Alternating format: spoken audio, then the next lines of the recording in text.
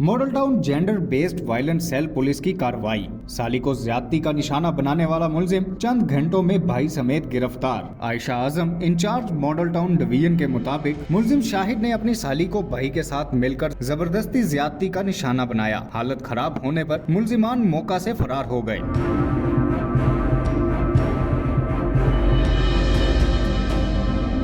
SSP investigation doctor Anosh Masood ने मुलजिमान की फौरी गिरफ्तारी का हुक्म दिया था। मुलजिम को मुख्तलिफ मालूमात समेत जदीद टेक्नोलॉजी की मदद से गिरफ्तार किया गया। SSP investigation doctor Anosh Masood का कहना था कि खवातीन से ज्यादती के मुर्तकिब मुलजिमान किसी रायत के मुस्तहिक नहीं। पुलिस प्रोसिक्यूशन पार्टनरशिप की मदद से मुलजिमान को सजा दिलवाई जाएगी।